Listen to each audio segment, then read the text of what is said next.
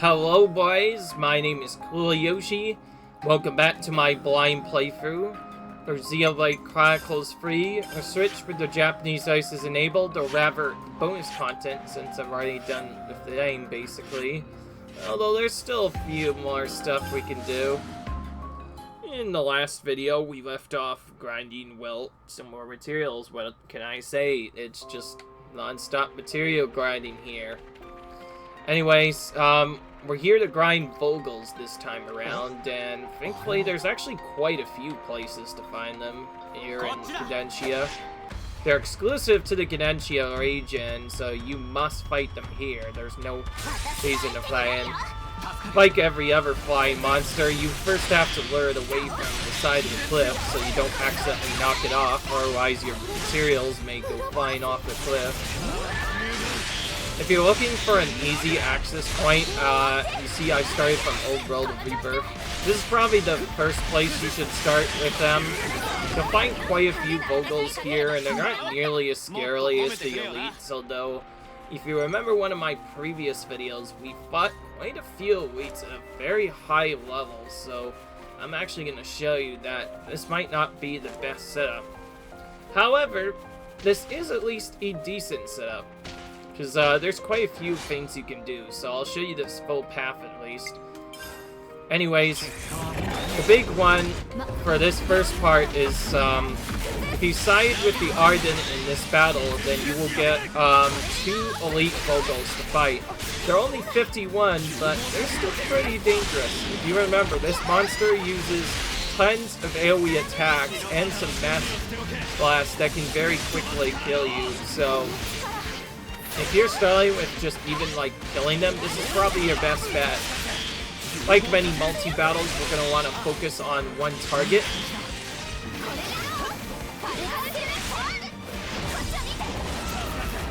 It got stuck outside of its range for some reason.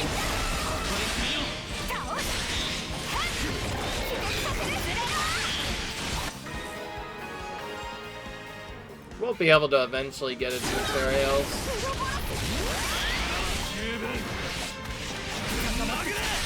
Probably the biggest thing is, as you saw there, it can randomly go up into the air really high and make it basically impossible to break and topple. You can't interrupt it from doing that, but if you're too slow, it will go up on top of the air. And it'll charge down on you and do a massive fast. That's typically when its AoE attack comes in. Ultimately, no, a pretty useful battle you can definitely use. It has 2 different Vollgulls you can deal with. And like every other battle in the game, you can respawn it, so that means you can do it infinitely. And that's not all. There is another battle going on in the side area, and even more Vollgull you can fight through here.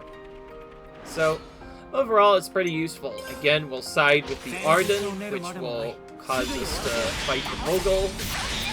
We can take it out just like we did the previous battle.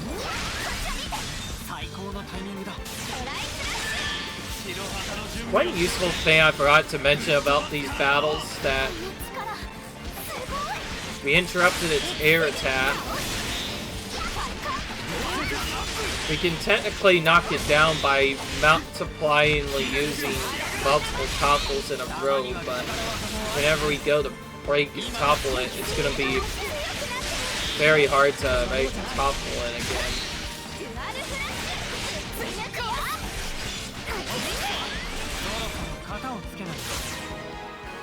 There we go. Anyways, there's one other elite you can take out here, so there's quite a few different Vollgulls. This is probably the most convenient spot for most beginner players to farm it, though. It's a good enough drop rate, and you can get quite a few of these stuff just killing off all the Vollgulls in this area. That was unlucky. That wasn't even an elite one, and we missed the first bite, which is not good. Now you can see why we had Master Arts on multiple characters. Ooh, I don't know why I did it up there. Note to self, pull that monster down with, actually, I can Oh, he died anyway. Note to self, pull that monster down with a lure before you attack it. Although you probably already know that you'll probably have to do a lot of that. When a monster is too high up where you can't get the materials, you basically have to force it down to a spot where you can get its materials. Other than that, though, we need the Vollgull Storm Wings, which I believe is the rare of the 2 drops, so it'll probably take a bit better than usual. Though we're already up to like 12. I think we only started with 2 before we've been doing this. We already found quite a few Vollgulls around here.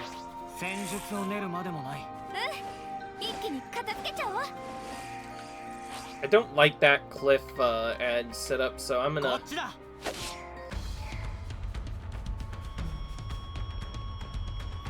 We're gonna bear it over just a little bit.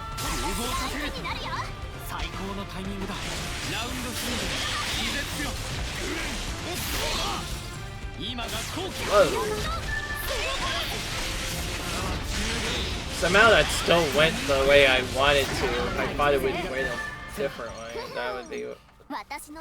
Seems like it might have been really weird. By the way, it's probably faster to reset a little bit earlier after you do that battle, since, as you can see, unlike the previous area, there's no really good monsters to target, which means if you accidentally kill all of them, well, you certainly can do that. It can be very tedious to reset this particular area simply because you'd have to go down and manually travel, target a monster that isn't part of the path, give up, and then you'll respawn the monsters. Now there is another spot you can go as well, which has a slightly better chance at dropping the materials, but it's a bit more tedious. Fun fact, the guy doesn't even mention this. There is also a super boss you can fight. I'm not going to mention that this time because, like, I'm going to save that guy for a completely separate playthrough. Anyways, the location, from last I heard, is around this third Pillar Remnant, but if you go to one of these super areas, you'll sometimes see a big, massive Vollgull fighting in the area. The only annoying part is it's very tough to aggro them, so it's probably why I recommend doing that other zone. So if you're just trying to speedrun materials, do the other strats. However, I do want to shield this off because when we previously explored the sandbar, this was actually our first place we ever encountered Vollgulls, because we had never them before. But if you move around enough in the areas, you will sometimes see elite Vollgulls flying around. They're pretty strong, too. Around 65. I've seen as high as a level 75 here before. As they are in the air, though, you're going to have to first lure them down to the ground using your lure strat.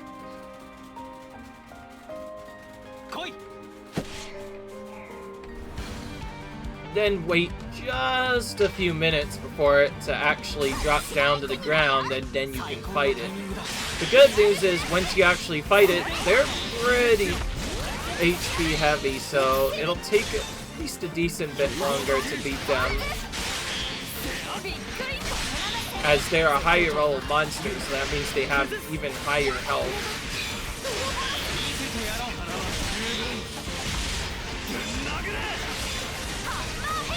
Ooh, got that daze just in time. Figured they might not have their daze up yet. It's particularly awkward to get the dazes up very early on in particular.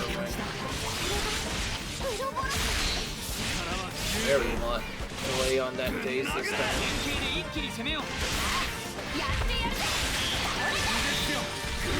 There's an insta burst. Oh wow, that was very fast. It could be that the monster is just so big that... So see, only one monster, and we got a decent amount of materials from it, so It's definitely an option, but it's probably actually not excessive.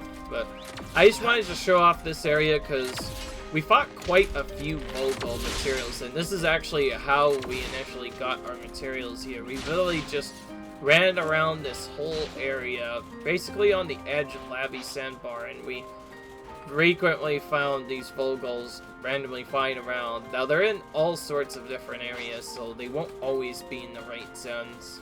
And not all of them are elite. But the ones saw in the right side area that I showed on the right side area, they are all, not only high level, but they're also elite. So that's one area I've seen them. I think another was... I haven't actually explored that area.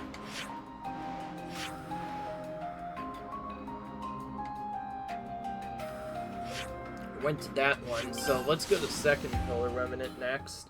I haven't actually explored around the full area anyway, so maybe I'll run around here a bit more. Anyway, I found walking from just one particular spot, if I was able to live for long enough, I would typically see at least one Vollgull of the high level variety. Not only that, but it was elite. That would always fly around here. I think it was around... Seems like it's around 65 to 70. I wanted to show this alternative option simply because, well, you can do this before even doing the prison thing, since you would need to complete Chapter 6 fully and get the prison cap done in order to get the best spawn tools here. So I wanted to at least show this as an alternative option because, although this one elite that I thought was pretty tough, it did give you a lot of materials, so it definitely was an option. The problem was this route is much, much longer than the previous route, and takes a lot longer to complete. Also, I think I only actually found like 2 or 3 elites going this way, so basically when I was exploring I just killed all of those that I saw. I need materials for my extra material. What else can I say? I need to do stuff. Obviously, though, that's probably not going to be the fastest method, so we'll just head back to our normal area and do what we've been doing before, but I just wanted to show that as an option to let you know that there's certainly another option. The absolute fastest option is probably fighting the super boss, if you're 99 like me, but again, I'm going to save that for another episode, because I do not care. This one is particularly safer because, again, it doesn't involve fighting a super boss, and that means it can technically be done early in the game before you even beat the storyline and not to the building the down level yet. Because this is a pretty decently mid to late game grind. You can do this just before you get to the final area if you want, so yeah. It's a nice easy way to grind, particularly if you're underleveled. You can do that. I will say, do be warned if you're underleveled. These, like I said, these things do a lot of melee damage. We've nearly died to a couple of them in the playthrough, I know that much. As with the previous battle, we're going to once again use focus target effect, so we see everybody focuses on the same target.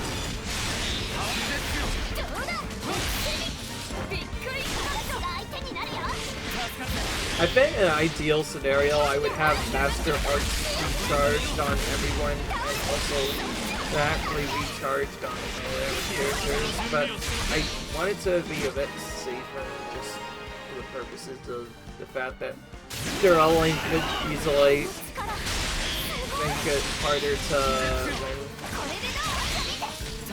I think it would be easier to focus on efficiency. I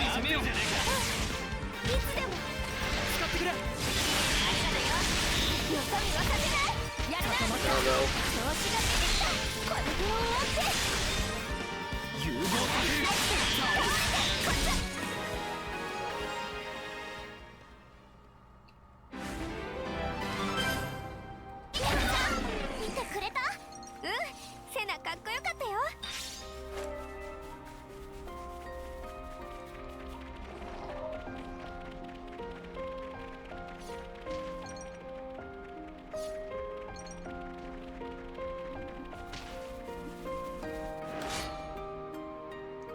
So, other than that, though, just run this route a couple of times.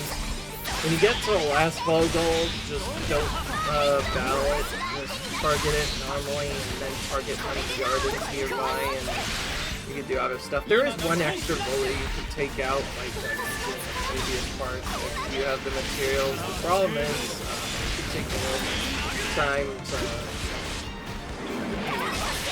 I guess it doesn't take long to defeat, but it takes really long to respawn stuff after it's done. There's also another one I'm playing, but it's way too high up to reach. Practically I have to wait for it to maybe come down somewhere close before you can take it out. Jeez. I don't have a cold this time. I just feel like I'm having to dry food more often than not. Ooh, this one came, speaking of which, this one came right in. I think that's because we killed it around, killed the others around a decent time, so when we were coming in, we got to this with a nice cycle to where it's already down low on the ground, so we just go straight into another Vollgull kill, which is nice. Double burst as well. Alright, I'm not gonna make the same mistake I did before. I'm gonna make sure I actually lure this off the cliff this time before I,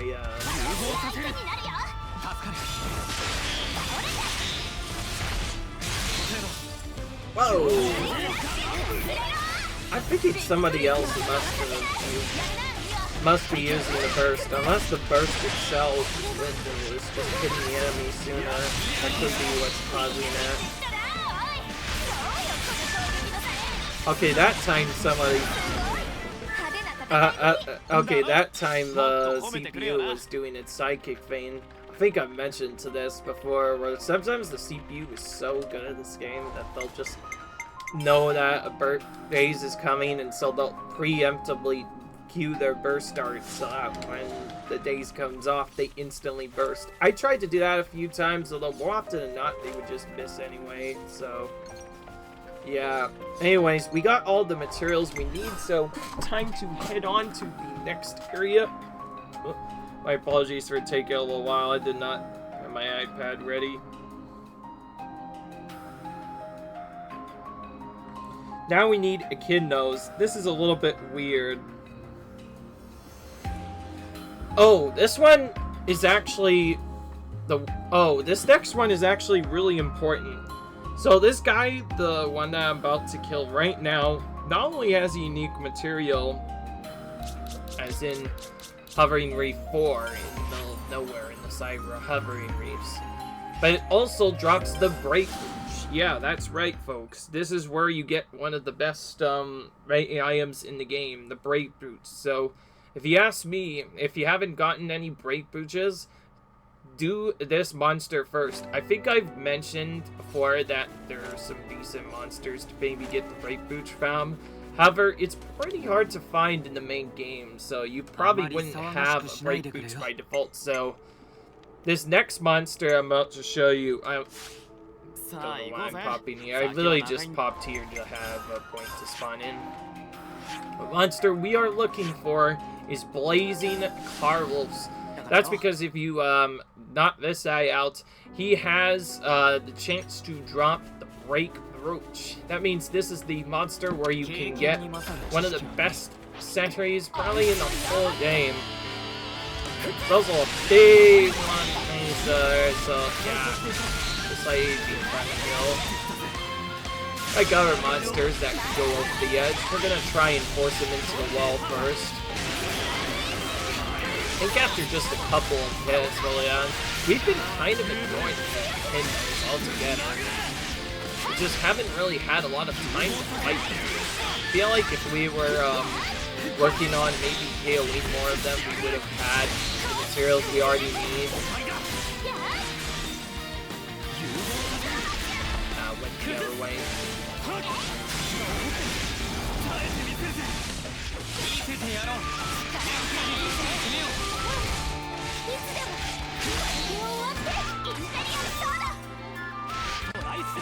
trying to burst it to stop it from falling off the cliff, but it's not doing it, so we're gonna have to lure it out first.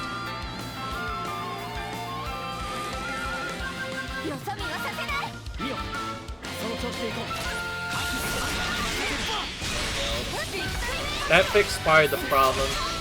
That moved it at least a bit. That was my idea. Oh. I guess it didn't really matter in the end. This time around it didn't drop the right glitch. It's not a guaranteed drop, but it is definitely something you can get. I don't know what I did before. I'm gonna...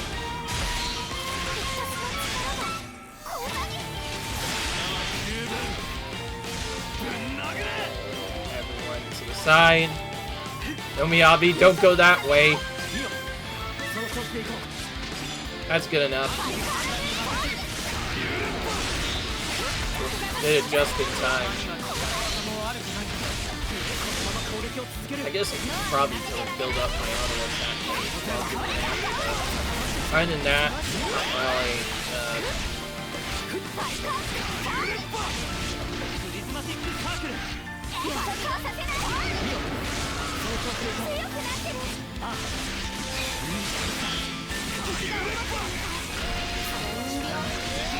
And this.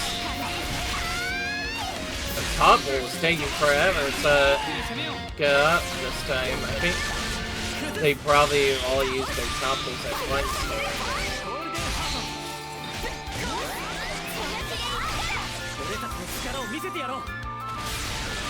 See, well, that worked a little bit better.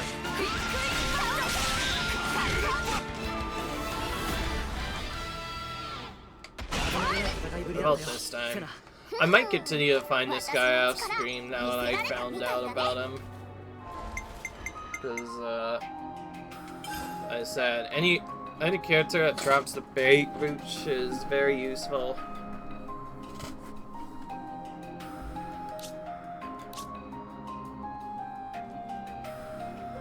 Okay, so we did get a few of them, although we don't have 6 yet, which... We want 6 of these at some point, because you can only have a maximum a few of them. So that way we can put them on every single player rather than just one, and have the maximum break reduction on the fight guaranteed. And it's just great.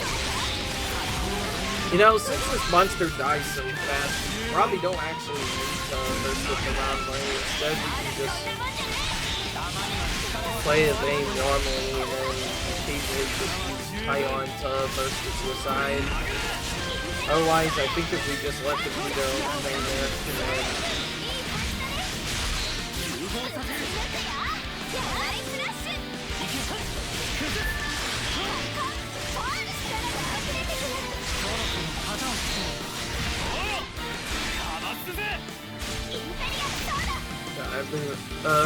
I didn't want it to, because he was already doing his best.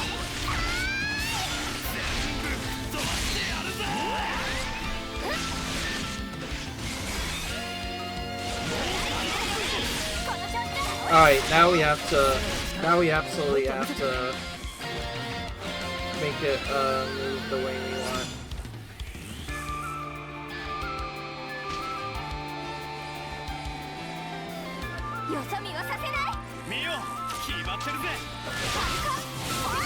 There we go. Ensures that we don't knock it off a cliff accidentally. Remember, with the monster, it's not a cliff. Automatically doing materials, though at some point they started having to drop. Right, okay, there, we saw the breakage just drop there.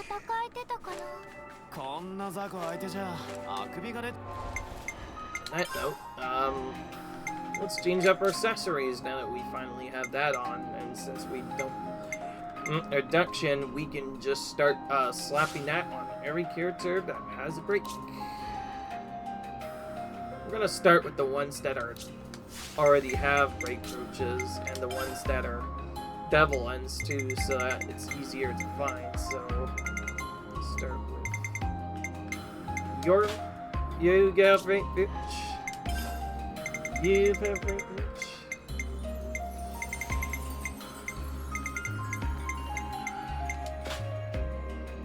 What's glistening metal do?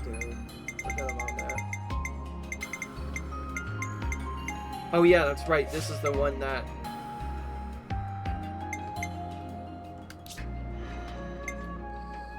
Purple. You only have one break. Okay, you have multiple breaks. You're the next one to get the accessory over place. Don't really need this now, do we? We'll give you the 4th white bridge. There we go. Now we have 4 different bright bridges. Do one more fight now. Maybe more, depending on how long it takes. I did try to look around the other areas, by the way. Unfortunately, there's not really any good zones like this other than the zone that fight in here. There are some other Ekidnos just to the side of where the fight is. The problem is they go down really fast. It's a pretty artsy thing to begin with anyway, so ultimately this is our best option. If you're worried, then just like that previous monster, we can use the alert track like we did before. Honestly, before I did the effect setup, I thought Follow the Leader just made everybody waste time and it was kind of a useless mechanic, but turns out that's not actually the case. In fact, it's specifically useful for positioning your party members, since, you know, party members don't always wait position properly. Sometimes they die early or late, so with this mechanic, you basically can just position them wherever the heck you want. That really helps out, because that means you can manually put them in the spot you want them to go, actually.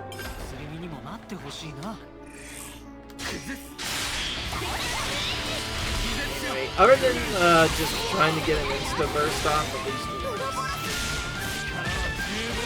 That'll make sure. I think Miles still went on first, even though he was using hers faithfully.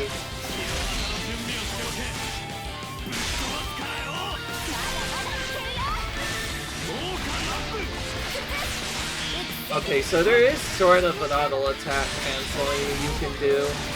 Nice. Oh, I got. I did not expect that. I guess it's better than getting thrown to the side instead.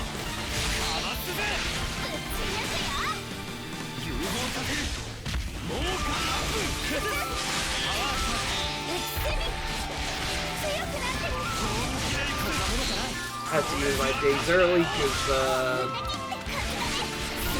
nobody was using a days. I just realized something. The actual monster drop was from the looks of it, so even if we held it early, we still probably would get the material anyway. I'm just not taking any risks at this point. I did check, and yeah, unfortunately there's not weekend spots in these. And like the other monsters, this is their only spot where they can be found, and as far as I'm aware, there's not really any higher level stable, so this is basically the strongest of the Ekidno monsters you can fight. By the way, I like getting the insta-burst on this. If you're wondering, yes, there is a dancing lodges, so that's a 12% chance for down recharge. This can actually be combined with another strap. Will give you roughly a 20% chance of just sometimes keeping your heart something better. Actually, really useful for certain battles. I might actually use that with maybe dancing lodges. I think if I could use that, then no one in particular, but they're actually spam the card really fast. Get that set up on no one. Full bunch of 7. By the way, I was starting to get worried because Just like the other foul I think I mentioned, I think this is the rare drop on game. The Javas don't seem to be dropping as much, at least on the purple variety, like compared to the Steels. So yeah. I don't know what to say about this, other than it's been taking a while. I think I'm actually gonna end the episode here. I don't want to bore anybody.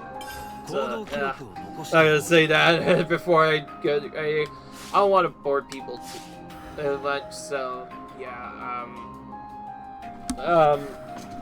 Yeah, we're gonna call it quits here. Sorry guys, but we will finish that off screen. Until then, be like you enjoy, comment, rate, subscribe, and I'll see you guys in the next video. Peace.